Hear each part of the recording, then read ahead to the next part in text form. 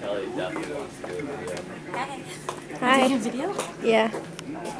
So what are you working on? Well, we are doing social media touches, trying to get more touches. We're gonna start hoping to record some PSAs and get those together. A newsletter we want to put out through email to get more viewers, and kind of like a multimedia newsletter touch. What else are we working on? Basically going to digital media. So instead of we're trying to transition from radio to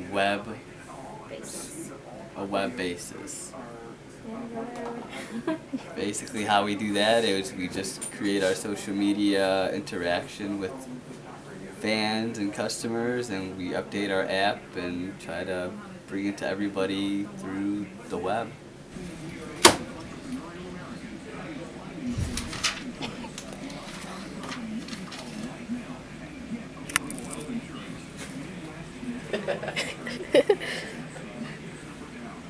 What?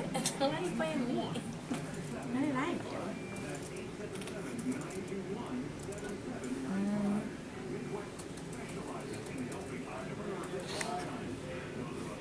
All right, today we're working on streaming. We stream audio. We're a kind of an in-transition media company, kind of moving a lot of our stuff to the web. And we're getting a lot of people who are just flat out pissed off that they are not getting the stream. And we've streamed audio for a long time, but what we did was we were one of the first adopters of having our own app for our own station, WJOB.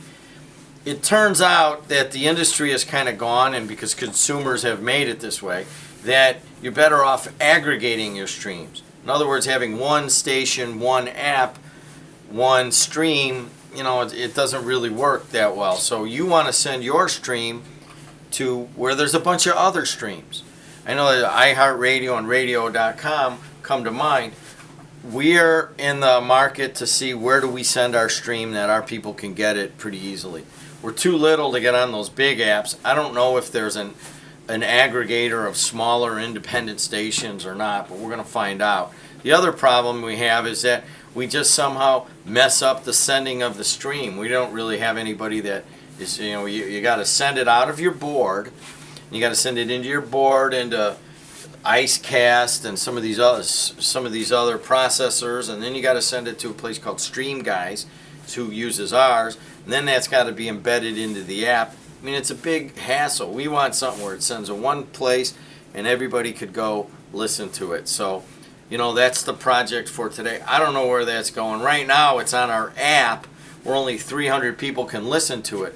We have a state finals basketball game this weekend, and people be all mad because they can't listen to the game when they're on vacation, or they're out of the listening area, or they're in a big steel building or something, and they have internet but they can't listen on AM, and it's the state finals. We can get thousands of listeners, but we're capped at 300. So it's a problem we got to fix. And Christina, who's filming this, along with Kelly and Alex and Gene at home and Ryan and so forth, you put enough region people together and they can figure it out. I'm Jim.E.Dedelow, JED.TV.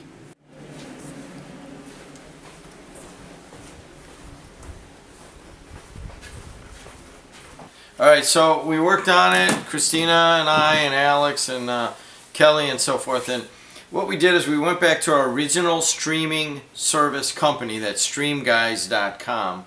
We've used them. We're one of their first clients, okay? So what we did early on, years ago, and I had to relearn all this because it's been running for like 3 years really without being touched, till the computer went down and we had to make some adjustments. So what happens is we create a audio on the radio, and then it comes off of the board into a computer, and then I'll go to that in a second how that works. But we decided that what we wanted, the problem with it coming off of the board was that it was not processed audio that was streaming. So if you had a caller in was usually a little bit lower, but if it's going up the tower, and it goes through all the processing before it hits the transmitter. It gets processed and you know, it gets evened out, and it doesn't sound that much lower. So when you're listening on AM radio, it kind of evens out. So what we decided to do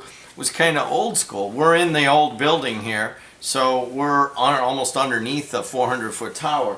So we decided to hook up to a radio. Watch. So I want you to follow. So we put it up to a radio. Creating great things and bringing it into a streaming computer. Okay? So it comes into the streaming computer, and then we downloaded Winamp, which is right here. So you download Winamp, and that's just a player, right? And then you take the Shoutcast plugin, you do a bunch of inputs, and you got to really get it right. One of the things is when you're bringing that sound into the computer, you got to remember that you're on line in and not mic in. And if you don't know that, you're probably not streaming. You don't know why that is.